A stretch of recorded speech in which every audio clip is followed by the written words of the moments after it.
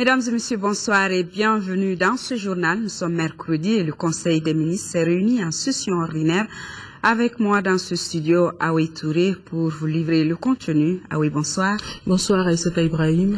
Eh bien, le Conseil s'est réuni et après examen des points inscrits à l'ordre du jour, le Conseil a adopté des projets de texte et procédé à des nominations, n'est-ce pas? Tout à fait. Au chapitre des mesures réglementaires sur le rapport du ministre des Affaires étrangères et de la coopération internationale, le Conseil des ministres a adopté un projet de texte autorisant la ratification de l'accord de crédit bail signé à Jeddah en Arabie Saoudite le 21 novembre 2012 entre le gouvernement de la République du Mali et la Banque islamique de développement BID pour le renforcement de la capacité de la centrale électrique de Balengue 2 en vue de satisfaire les besoins des populations en énergie électrique. Dans le cadre du projet de renforcement de la centrale électrique de Balengue 2, visant à sécuriser et à améliorer l'approvisionnement en énergie électrique du réseau interconnecté du Mali, le gouvernement a signé avec la BID un accord de crédit bail d'un montant de 20 060 000 dinars islamiques, soit environ 15 592 millions de francs CFA. Par cet accord, la BID accepte l'achat des équipements de renforcement de la capacité de production de la centrale électrique de Balengue 2 qui seront remis en bail à l'État moyennant le paiement de loyer jusqu'au transfert définitif de propriété des dits équipements. L'acquisition de ces équipements contribuera à assurer la couverture des besoins en énergie électrique des populations et des activités économiques. La ratification de l'accord est nécessaire pour son entrée en vigueur et sa mise en œuvre. Sur le rapport du ministre des Finances, le Conseil des ministres a adopté un projet de décret portant approbation du marché relatif au transport et de leurs bagages aux lieux saints de l'islam au titre du Hajj 2013. Depuis plusieurs décennies, le gouvernement organise le pèlerinage aux lieux saints de l'islam. Cette activité consiste pour l'État à assurer le transport aller-retour, la restauration, l'accès aux soins de santé et l'hébergement des pèlerins inscrits au niveau du ministère de l'administration territoriale, de la décentralisation et de l'aménagement du territoire. Le marché, objet du présent projet de décret, concerne le transport par voie aérienne d'environ 1500 pèlerins dits de la filière gouvernementale et de leurs bagages aux lieux saints de l'islam. Il est attribué après un appel d'offres ouvert à la compagnie Nasser pour un montant de 2,97 milliards de francs CFA hors TVA et un délai d'exécution de 6 jours, soit 3 jours à l'aller et 3 jours au retour. Le financement est assuré par le Fonds spécial du pèlerinage, campagne 2013. Sur le rapport du ministre des Mines, le Conseil des ministres a adopté un projet de décret portant approbation de la convention de partage de production entre le gouvernement de la République du Mali et la société Corvus Resources Management portant sur le bloc 6 du bassin de Taoudeni pour la recherche, l'exploitation, le transport et le raffinage des hydrocarbures liquides ou gazeux. Dans le cadre de la promotion de la recherche et de l'exploitation d'hydrocarbures pour favoriser le développement économique du Mali, le gouvernement a signé une convention avec la société Corvus Resources Management Ltd, société de droit des îles Caïmans. Au terme de la dite convention, sur une période de 4 ans, la société Corvus Resources Management s'engage à effectuer sur le bloc numéro 6 du bassin de Taoudeni des travaux de recherche et un forage pour un montant de 35 millions de dollars des États-Unis, soit 17 500 millions de francs CFA environ. La convention détermine les droits et les obligations de la société Corvus Resources Management Ltd et de l'État. Elle précise les modalités du recouvrement des coûts et de partage de la production en cas de découverte de gisements commercialement exploitables. Au chapitre des mesures individuelles, le Conseil des ministres a procédé aux nominations au titre du ministère de l'Économie et de l'Action humanitaire. Chef de cabinet, Madame Meiga Zaliha Meiga, administrateur civil. Chargé de mission, Monsieur Sekou Diabaté, gestionnaire. Haut fonctionnaire de défense, colonel Amadou Moussa Diallo. Au titre du ministère de la Défense et des anciens combattants, inspecteur des armées et services, colonel d'aviation Ibrahima Meiga, colonel-major Ousmane Korongo. Au titre du ministère des Affaires étrangères et de la coopération internationale, conseiller culturel à l'ambassade du Mali au Caire, Madame Fatimata Koulibaly, professeure de l'enseignement secondaire. Conseiller culturel à l'ambassade du Mali à Tunis, Madame Assa Barsa Traoré, professeure d'enseignement secondaire. Au titre du ministère de l'Agriculture, inspecteur à l'inspection de l'agriculture, Monsieur Mohamed Yakouba Diallo, administrateur civil. Au titre du ministère des Finances, haut fonctionnaire de défense, colonel-major Zakaria Akone. Au titre du ministère du Développement social, de la solidarité et des personnes âgées, haut fonctionnaire de défense, colonel-major Seydou Traoré. Au titre du ministère des Maliens de l'extérieur et de l'intégration africaine, chef de cabinet, Monsieur Lanciné Doumbia, inspecteur des services économiques. Chargé de mission, Monsieur Sekou Tamboura, juriste. Voilà, Aïssata Ibrahim Meiga, ce qu'il fallait retenir du Conseil des ministres qui s'est tenu aujourd'hui sous la présidence du président de la République par intérim. Merci Aoué Touré, Aoué que vous retrouverez à partir de vendredi pour les éditions du soir. Mesdames, Messieurs, la page élection, c'est tout de suite.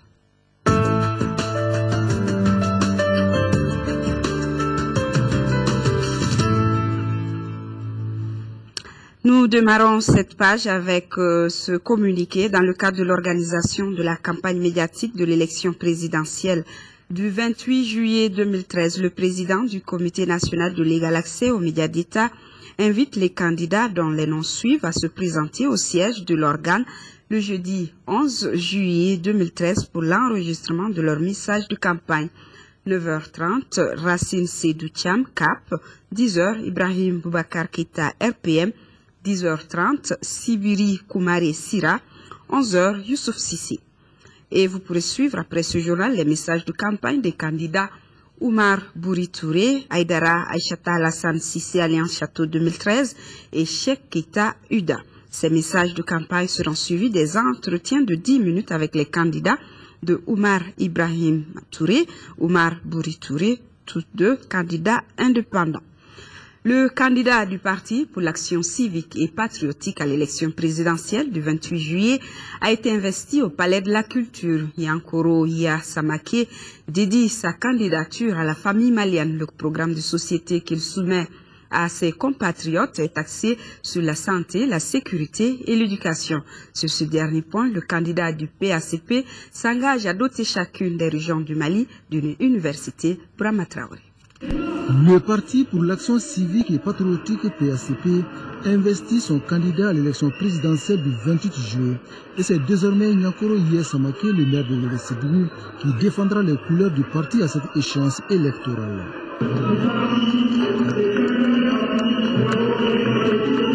Pour les candidats investis, ce choix est à la fois un honneur mais aussi un défi. D'entrée de jeu, ils s'engagent à tourner la page des 20 ans de démocratie de façade au Mali.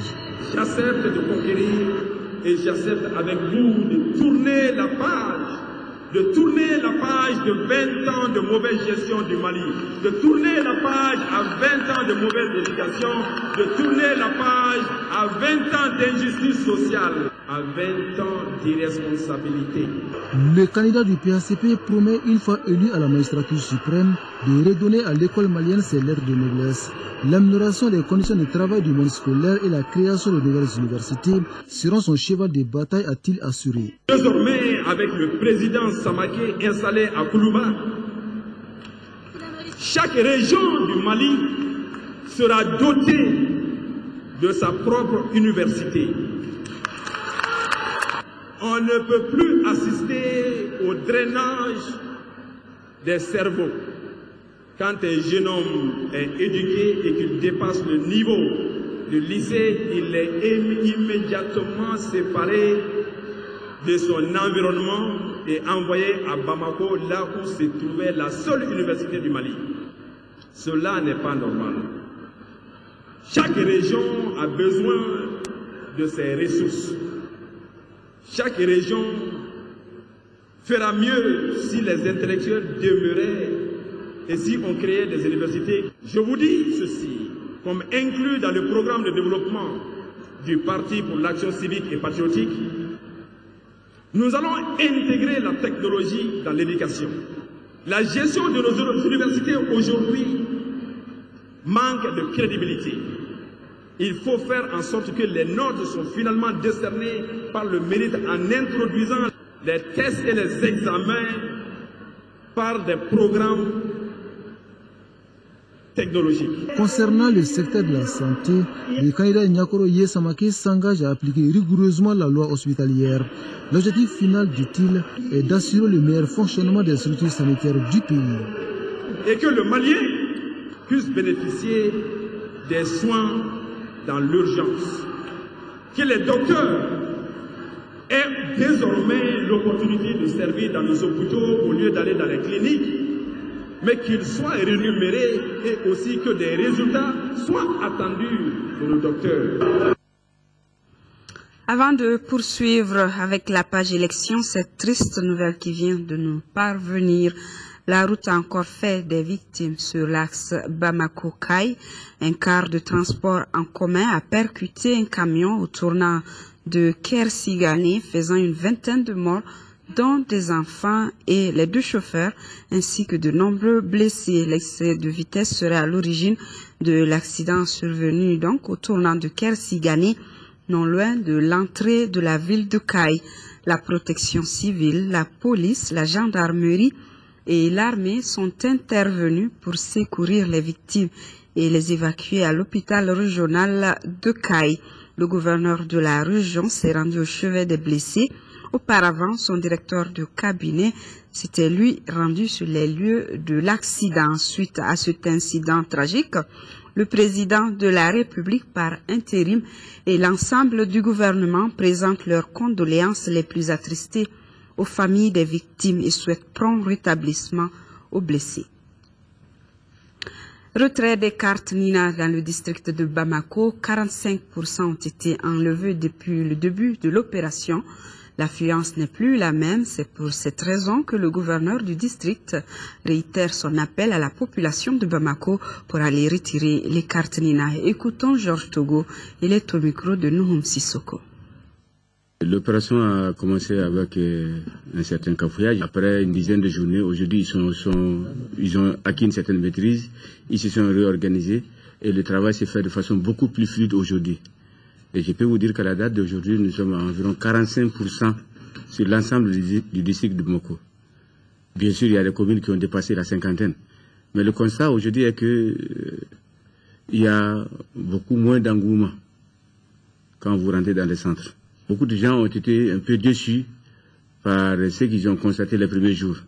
Je voudrais les rassurer et leur dire qu'il faut qu'ils retournent encore une fois au niveau de ces différents lieux de distribution pour retirer leurs cartes. Le département a donc pris de nouvelles mesures facilitant le retrait de ces cartes. Il s'agit entre autres de l'autorisation qui a été faite de remettre les cartes aux chefs de famille qui se présentent avec le carnet de famille. Il est permis que vous puissiez faire retirer vos cartes par une procuration faite en bonne et due forme et signée par l'autorité compétente, qui sont les sous-préfets et les gouverneurs. Et vous pouvez retirer vos cartes avec toute pièce d'identité reconnue comme telle, des cartes d'identité nationale, le permis de conduire ou des passeports.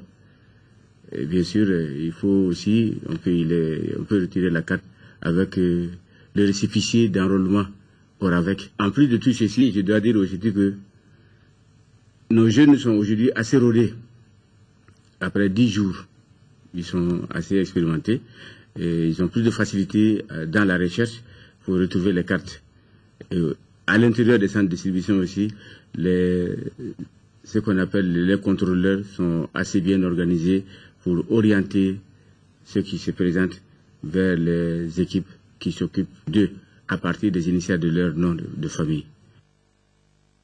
L'ambassadeur de la République du Mali en Fédération de Russie porte à la connaissance de l'ensemble des Maliens électeurs potentiels résidant en Fédération de Russie et dans les autres pays de la juridiction que la remise des cartes NINA a débuté depuis le 28 juin 2013. Pour les Maliens de Moscou, les cartes peuvent être retirées directement par les titulaires ou leurs mandataires auprès du conseiller consulaire à l'ambassade 611 rue Novokuzneskaya tous les jours de 10h à 11h. Pour les autres localités, les Maliens peuvent retirer leurs cartes à Saint-Pétersbourg auprès de Issatogo, à Kharkov auprès de Wanti-Doukouré, à Budapest auprès de Adamadjara. Les femmes de Tombouctou se mobilisent pour une participation massive à l'élection présidentielle. Les responsables des regroupements féminins ont invité leurs sœurs à retirer leur carte NINA au cours d'une journée de sensibilisation. Le compte rendu depuis Tombouctou de Adama Djimti. Les femmes de Tombouctou issues des différentes associations s'engagent à l'unisson pour la paix et la réconciliation. Cette rencontre a été mise à profit par ces dernières pour se parler, se comprendre, bref, s'employer pour le pardon. Ces dames sont conscientes de leur rôle dans la sensibilisation en prônant la tolérance. Elles ont aussi appelé leurs sœurs à sortir massivement pour accomplir leur devoir de vote afin de doter notre pays d'institutions crédibles. On a dit aux femmes de Tombouctou que pour aller à la bataille, il faut déjà une arme. Donc cette arme, c'est la carte NINA. Donc on les a invitées à prendre leur carte. Le jour des élections, de sortir massivement pour voter. L'implication de la femme dans le processus électoral est l'une des préoccupations du département en charge de la famille. Les premières activités du département, la promotion de la famille, de l'enfant, s'inscrivent d'abord dans le cadre du lancement de la campagne pour la participation effective des femmes au processus électoral. Quand on dit campagne pour la participation, ça englobe plusieurs choses. Pour pouvoir participer d'abord, il faut pouvoir être d'abord électrice. Électrice, et il faut pouvoir retirer d'abord la carte NINA aujourd'hui. Donc nous sommes à ce niveau pour d'abord sensibiliser nos femmes pour aller retirer leur carte NINA et accomplir leur devoir citoyen le jour du vote. Les femmes ont aussi manifesté leur joie par rapport au retour de l'armée à Kidal qui marque ainsi la libération totale du Grand Mali.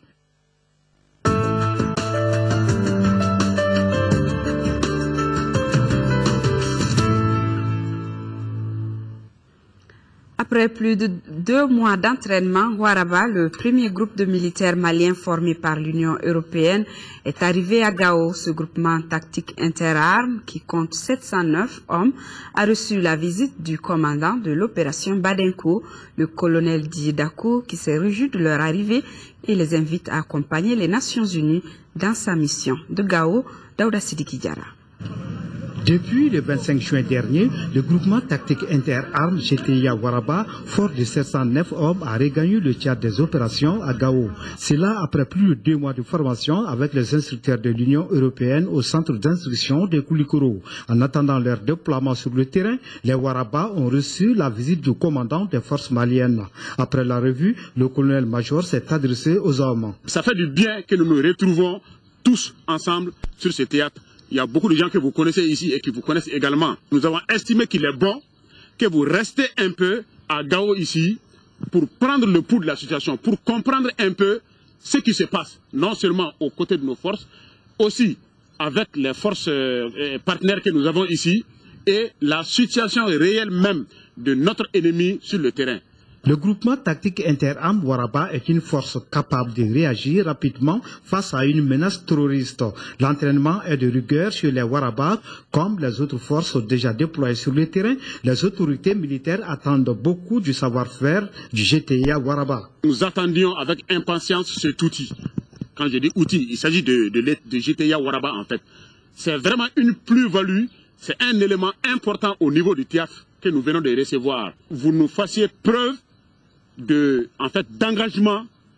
Un autre élément que nous attendons de vous par rapport à l'exécution de vos missions ici sur le théâtre, c'est la discipline. Le commandant du théâtre a beaucoup insisté sur la discipline et a expliqué aux hommes la situation sécuritaire sur le terrain avant de les inviter à accompagner les Nations Unies dans leur mission. Nous sommes dans un accompagnement de la communauté internationale et particulièrement par rapport à la situation de Kidal.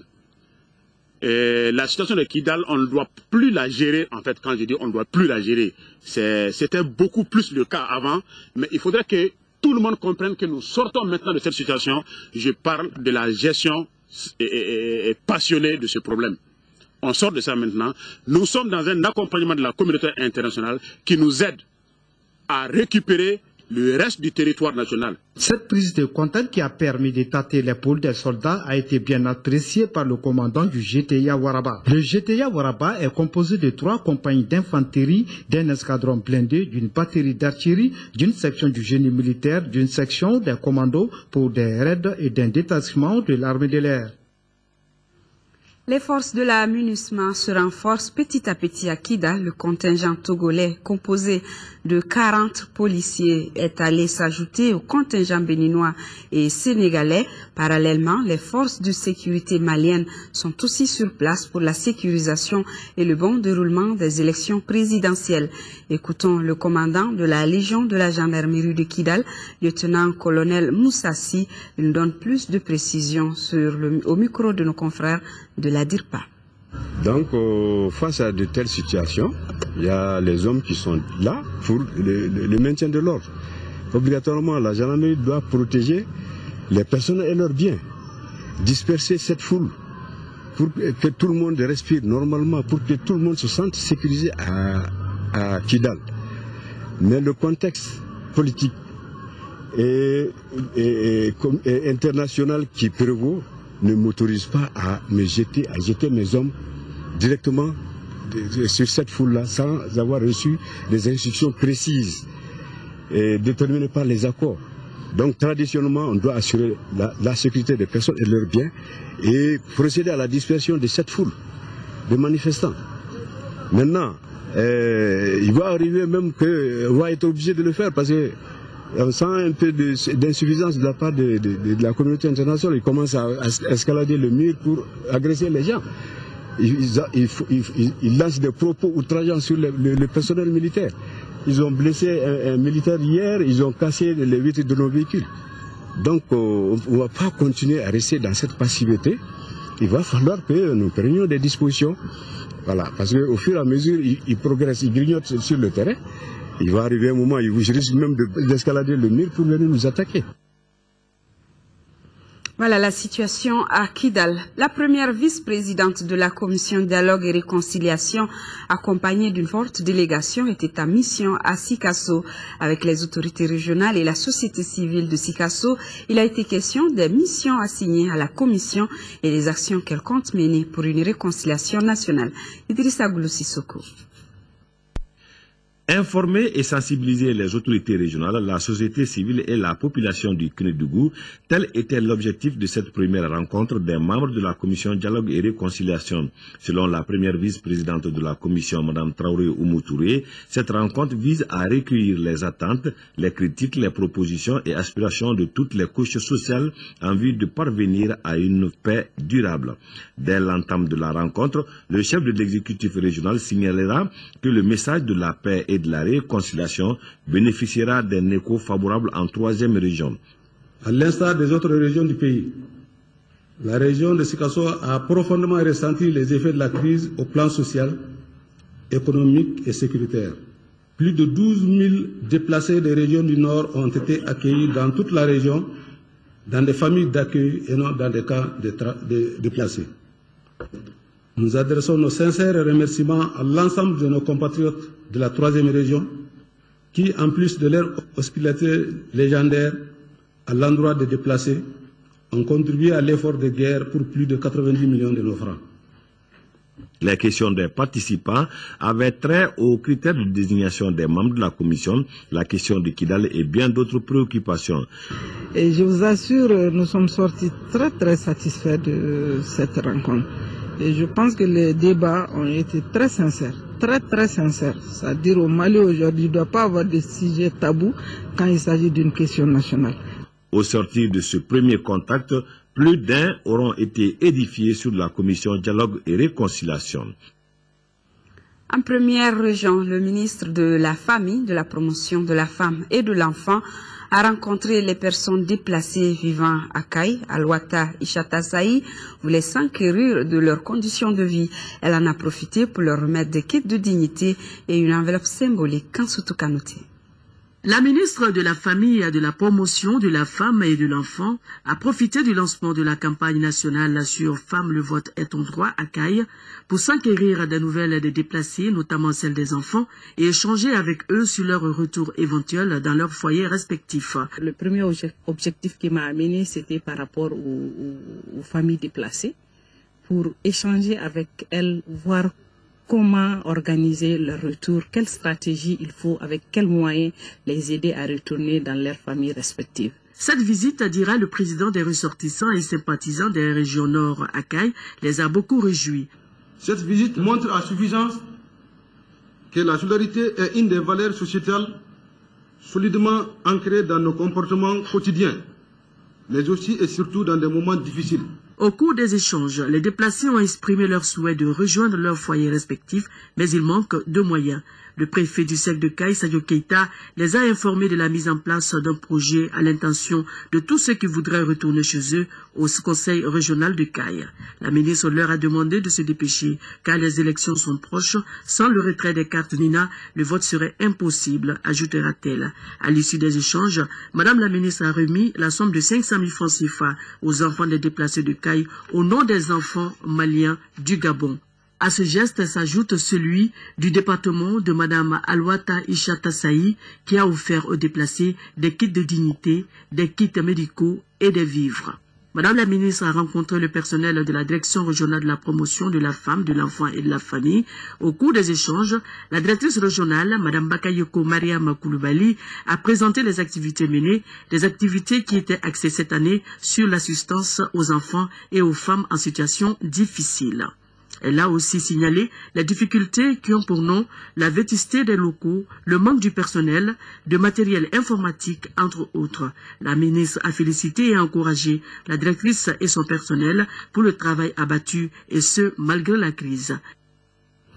Nous poursuivons avec ce communiqué du ministre des Finances qui informe le public que la situation du compte bancaire ouvert à la BDMSA intitulé Appui aux forces armées présente à la date du 5 juillet 2013 un solde de 2 976 742 487 francs CFA.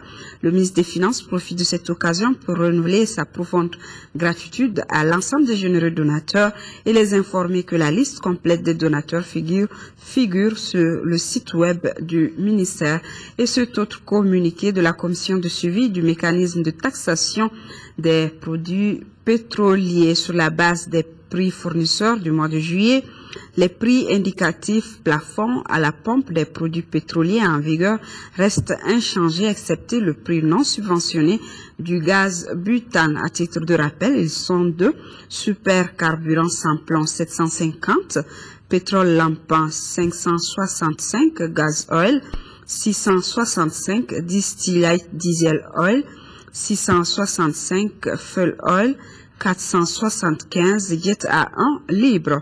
Il faut noter que le prix subventionné du kilogramme de gaz butane est de 584 francs CFA. Par conséquent, le prix de vente de la bouteille de 2,75 kg est de 1605 francs CFA et celui de la bouteille de 6 kg est de 3500 francs CFA. Quant au prix non subventionné du kilogramme, il est de 1028 francs CFA.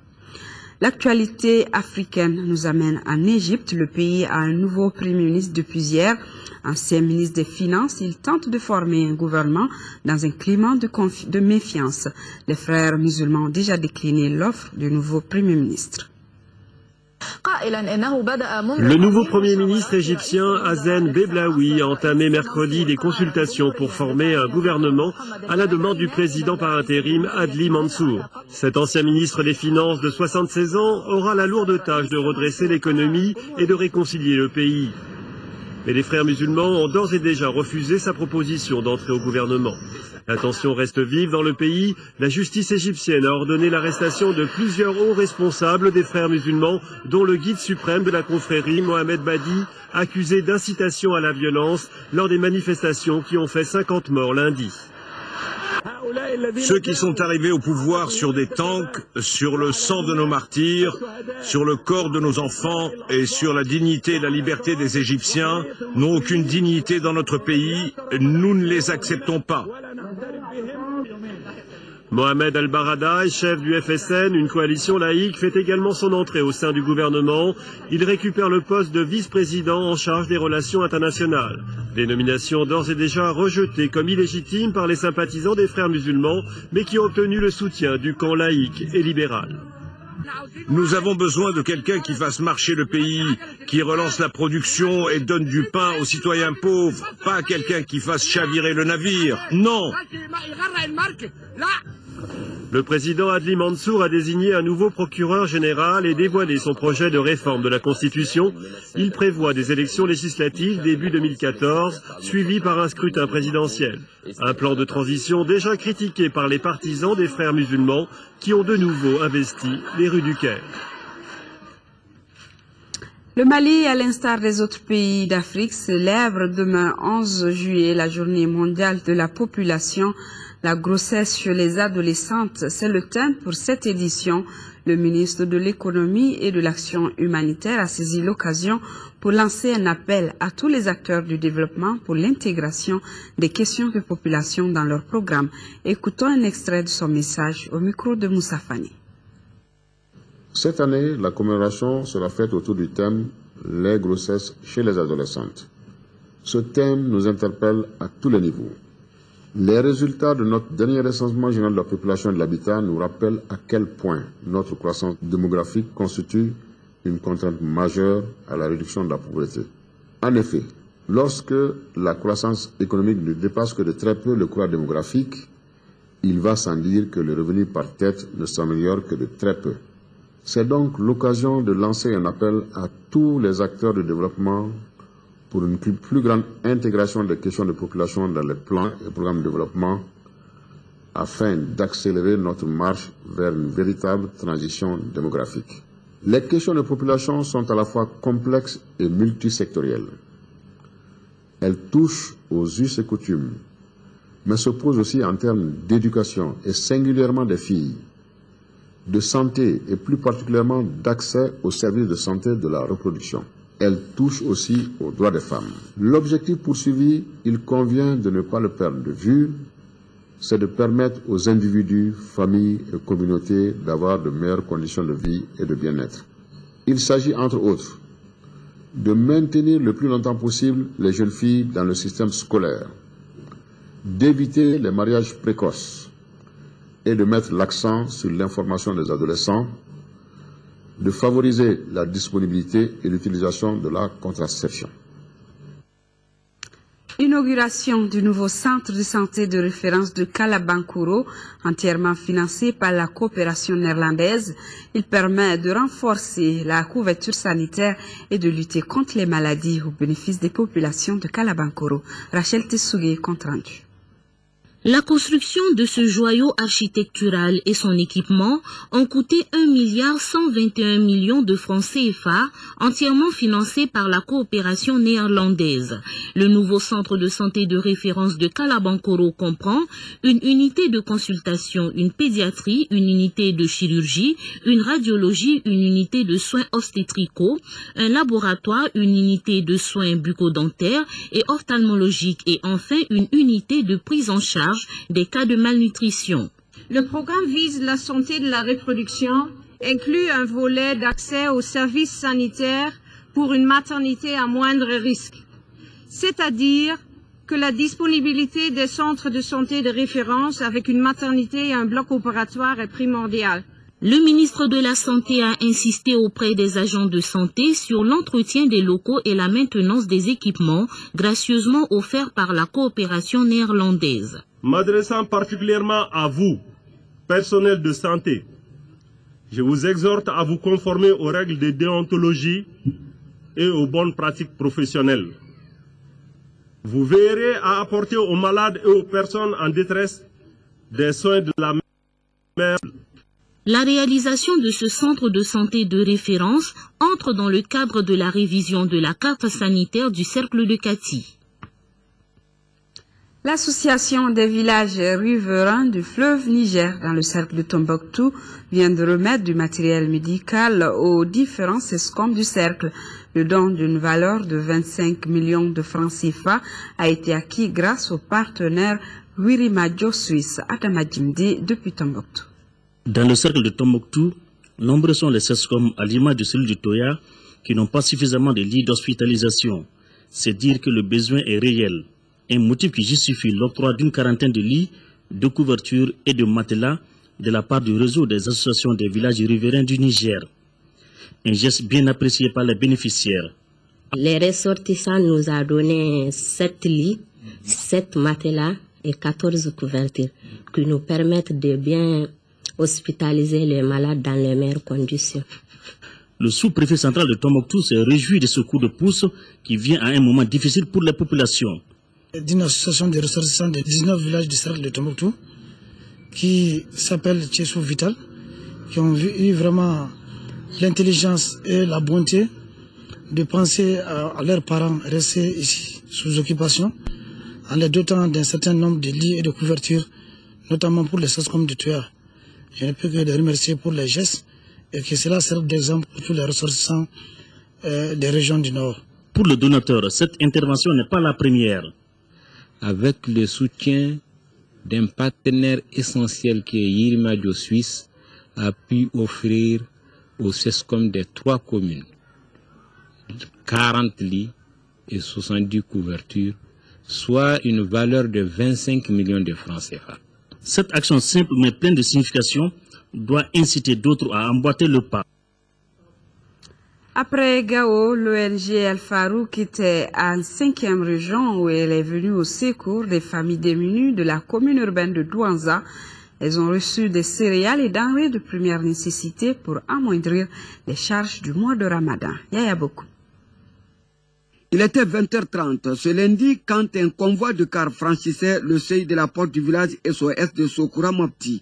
À bord, 140 enfants et leurs mères et tantes provenant des villages frères SOS de Kita et de Sanankoroba. Moment de retrouvailles, de joie et d'émotion.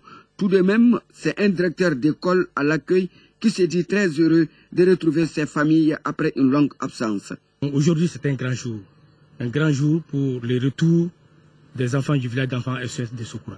Après 1 an et 3 mois, donc le village avait quitté à cause de la crise politico-sécuritaire du Mali. Aujourd'hui, Dieu merci que le village est là. La joie se lisait sur tous les visages des enfants qui signent ainsi leur retour au bercail. Je suis très contente de revenir au village d'enfants SOS de Mopti parce que j'ai eu mon Dieu. Je suis très content. Je suis très content de venir chez moi.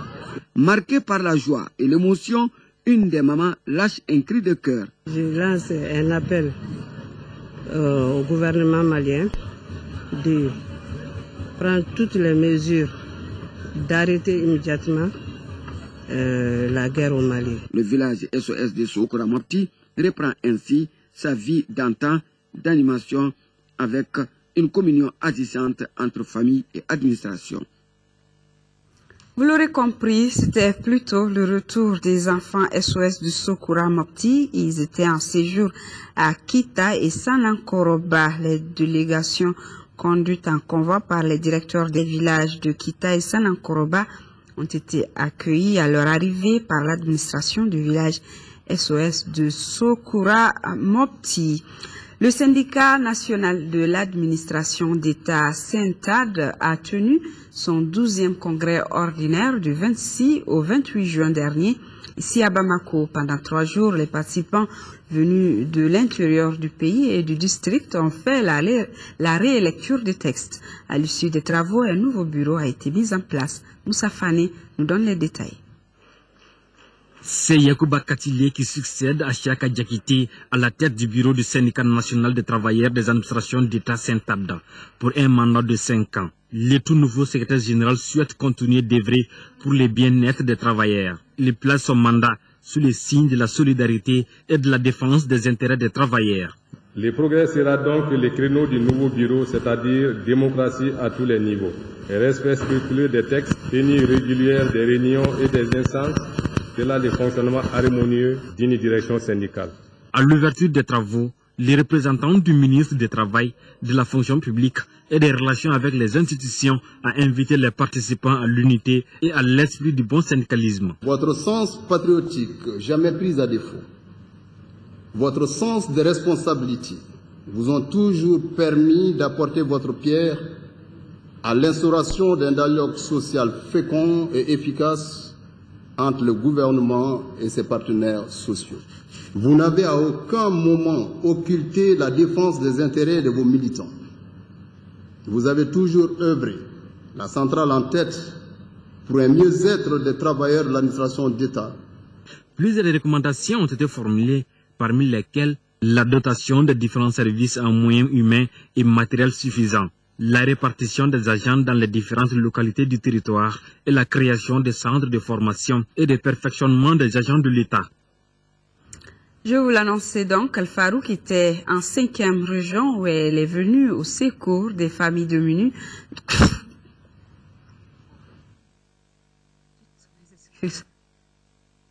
Où elle est venue au secours des familles diminuées de la commune de Douanza. Elles ont reçu des céréales et denrées de première nécessité pour amoindrir les charges du ramadan. Nous retrouvons Yaya Boko. La présente donation, composée de 23 tonnes de mil, 11 tonnes 500 de riz, 1 tonne de sucre, 33 cartons de lait, 30 cartons d'huile pour une valeur de 15 millions de francs CFA, est une aide de l'ONG Al-Farouk Mali en faveur de 230 ménages de la commune urbaine de Douanza. Depuis une année, il y a quelques mois, le Mali a vécu un problème d'insécurité. Maintenant, avec le retour des déplacés, ils ont besoin de quelques soutiens de leurs frères de partout dans le monde. Autorités administratives et communales ne peuvent que s'en réjouir de ce geste symbolique de solidarité qui vient à point nommé. J'ai saisi donc cette occasion pour exprimer toute notre gratitude et notre reconnaissance à l'ONG Al-Farouk pour cette marque de sympathie à l'endroit d'une population qui vient de sortir d'une longue période d'occupation. Ce geste fort de solidarité nous réconforte à plusieurs titres, car le cercle vient de traverser une très grande crise.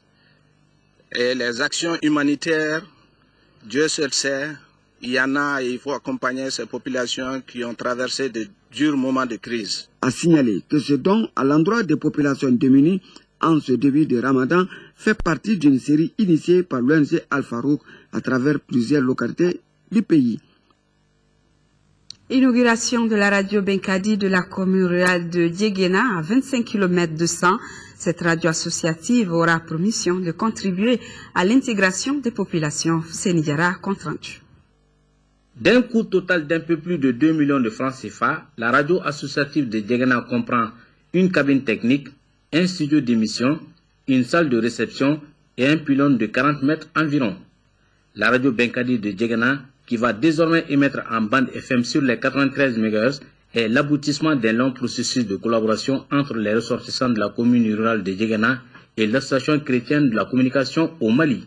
Nous sommes certes installés à Bamako, mais nous sommes des ressortissants soucieux du devenir et du développement vraiment de notre localité. La radio Benkadi de Dieguena, qui a une portée de 60 km à la ronde, couvre une bonne partie du cercle de San, de Bla et de l'interfleuve du cercle de Kemassina.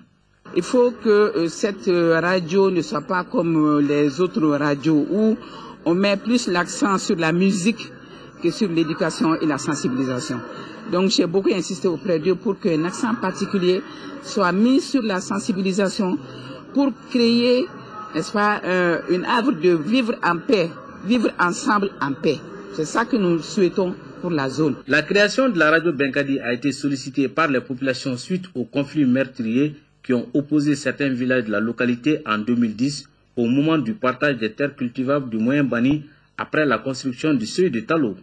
Ces promoteurs fondent alors l'espoir sur les travailleurs de cette station pour l'atteinte de l'objectif visé qu'est le développement rural à travers la sensibilisation pour l'unité et la consolidation de la paix. L'ONG Plan Mali et la Fondation Éducation Échange Culturel pour le Développement ont procédé à une remise du matériel scolaire à certaines bibliothèques de la région de Koulikoro. Le matériel, composé entre autres de livres et de dictionnaires, a coûté 19 millions de francs CFA. Al-Jumatina. Plan Mali et son partenaire, la Fondation Éducation Échange Culturel pour le Développement, FSCD, poursuivent leur mission, à savoir doter les bibliothèques scolaires de matériel. Voilà pourquoi Sanankoroba, qui fait partie des zones d'intervention du plan dans la région de Koulikoro, a bénéficié de cette donation. L'initiative qui vise à promouvoir la lecture depuis la base intervient suite à un certain nombre de constats. Malgré des grands progrès réalisés dans le domaine de l'éducation, en faveur de la fréquentation, de la dotation, de la gestion des bibliothèques, il convient de noter qu'il y a encore du chemin à parcourir et ces gestes contribuent à atteindre cet objectif. Les bibliothèques scolaires, pour qui c'est, sont d'une importance capitale au niveau de nos communautés.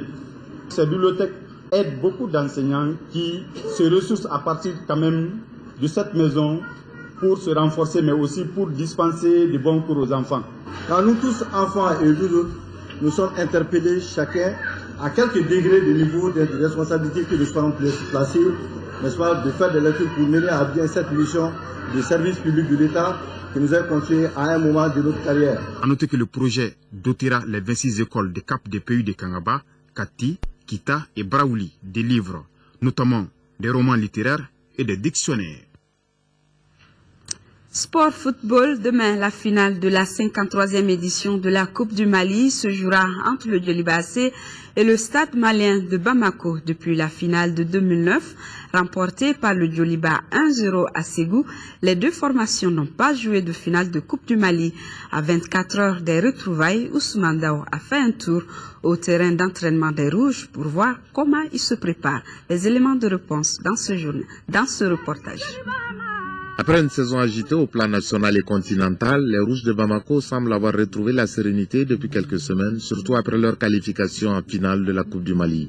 Ce qui fait que cette finale est préparée avec beaucoup de concentration, de sérieux et de rigueur à tous les niveaux.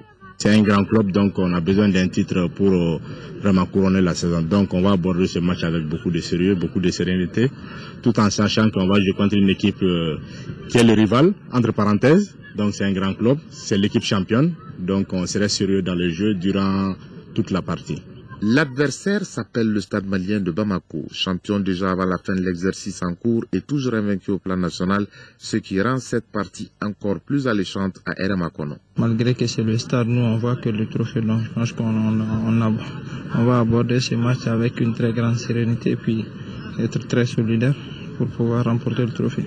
Cette Coupe du Mali reste la seule chose à convoiter pour les Rouges cette saison au plan national car ils ont déjà perdu leur titre de champion au profit de leur adversaire. La finale entre les Stades et le Djoliba, c'est une autre chose, ça a une autre réalité. Je pense qu'on a des potentiels et si on les met en jeu, on pourra gagner cette finale. Pour ce faire, l'équipe a besoin de ses supporters avec beaucoup plus de fair play. Nous demandons aux supporters toujours, parce que quelles que soient les circonstances, d'être tolérants. Pour la 12e fois, le Djoliba AC va jouer le Stade malien de Bamako en finale de la Coupe du Mali. Pour le moment, il compte 5 victoires pour 6 défaites. Rappelons que la première finale s'est jouée en 1961 entre les deux formations.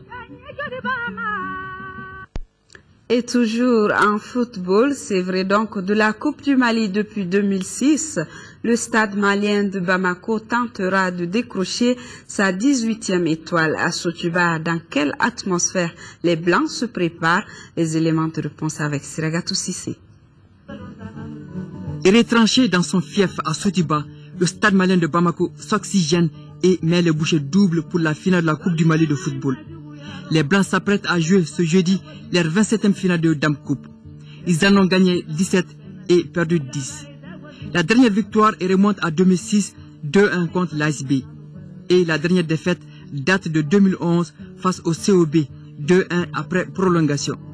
Pour le grand rendez-vous de cette 53e édition face au Djoliba AC, son rival de tous les temps, le Stade malien de Bamako ne veut pas connaître la même désillusion qu'en 2009 à Ségou.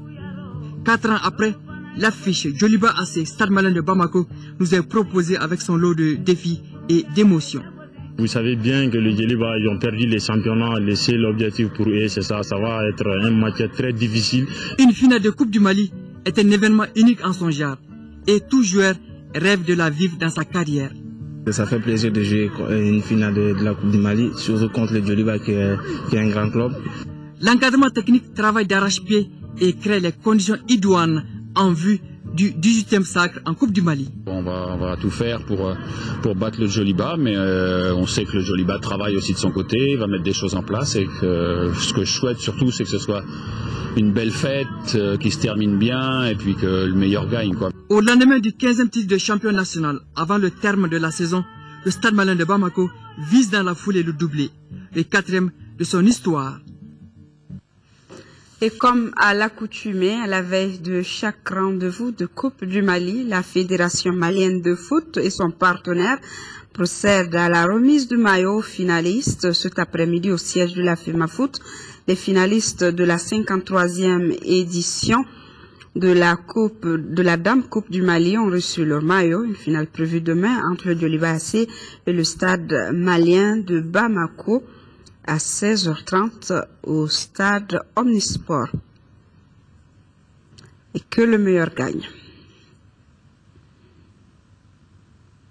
Voilà, c'est la fin de cette édition. Je vous présente toutes mes excuses car j'étais obligée de me débarrasser d'un insecte en direct.